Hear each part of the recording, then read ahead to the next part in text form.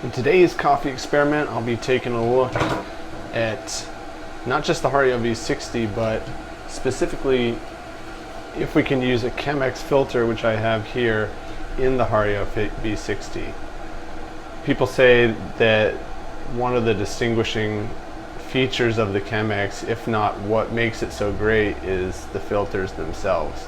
They're very thick paper, and you can see 3 layers is what we have here. So when the filter goes in, you've got an extra thickness on one side. They also have the pre-folded paper filters, but I'm not going to be using those.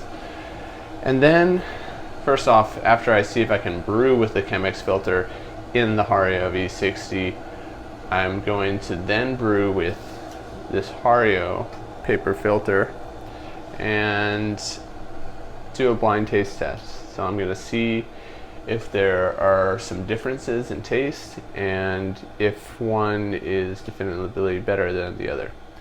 So I'm just going to go ahead and brew with the Chemex first, or the Chemex filter I should say, in the Hario V60. I'll be right back. So I've already noticed that if I don't pre-wet this filter, it's really not going to stay in place. You can see, well, actually it did this time around. You just really have to push it down into the bottom. So I'm going to go ahead and pre-wet the filter first, and then I'll be back with the coffee.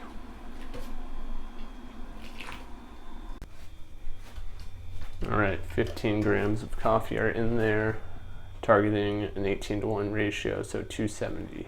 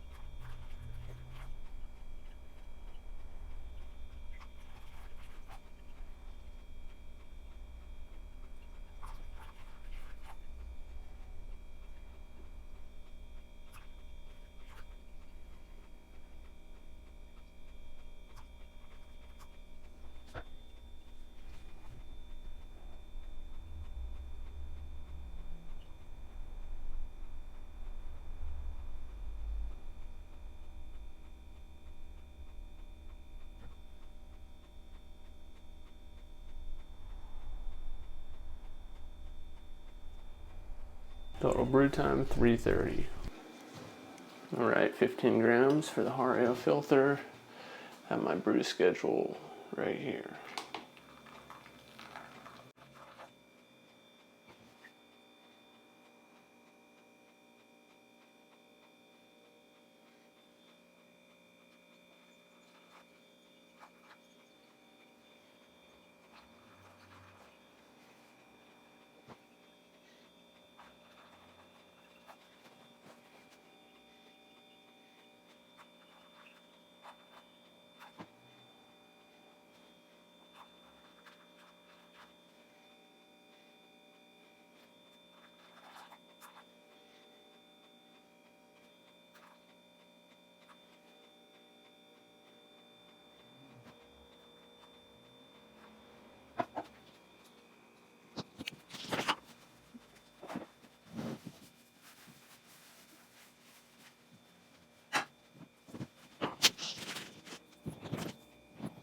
So brew time 3:05.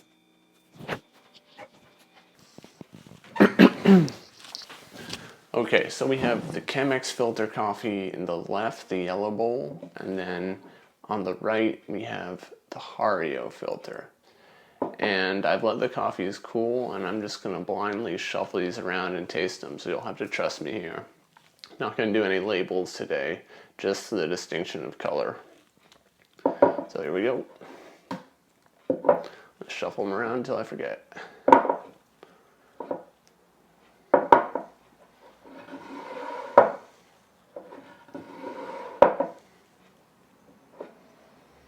Okay, now for the taste.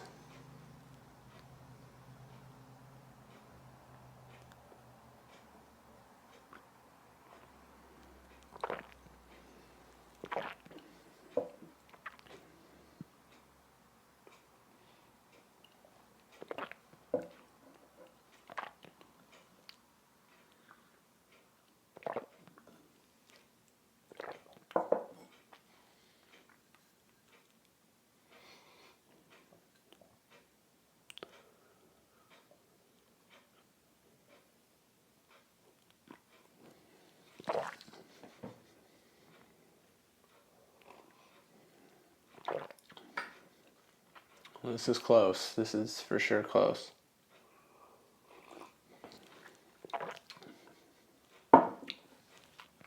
I'm sipping water in between, by the way.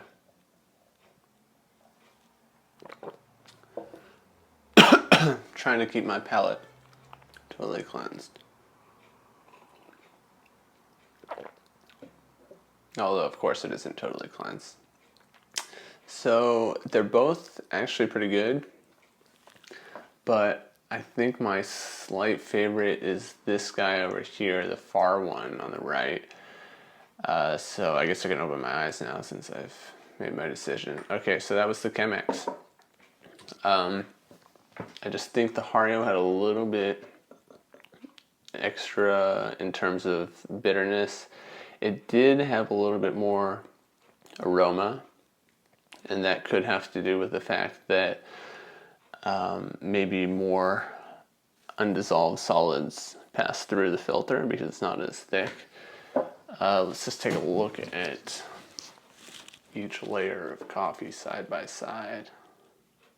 I don't know if you can tell. I mean, it looks like the Hario has a little bit more oil on top, but it could just be the lighting. I mean, the Chemex filter definitely left some oils on top too. So, I don't know. It was really close, I gotta say. They're both really good filters. I've always liked the Hario filters more than some of the other filters I've tried out there. And I think it's particularly impressive that the natural paper filters for Hario don't really impart any paper taste, unlike the Chemex. So if I had used a natural Chemex filter, I have a strong feeling that the Hario would have been the unequivocal winner, because this would have likely had some paper taste in it. And that's why I don't use the natural Chemex filters. So, bleached Chemex filter is the winner over the Hario O2 natural filters. And the answer is yes. You can use a Chemex filter in a Hario V60. As far as using it in other pour-over coffee makers, that is to be determined. I'm pretty sure you couldn't use it in a Kalita Wave, given the flat bottom and small holes. But I do think this may be possible to use in something like a Bonavita immersion dripper or Bon Mac. So I'll have to do that test in the future. But for now, that's your answer.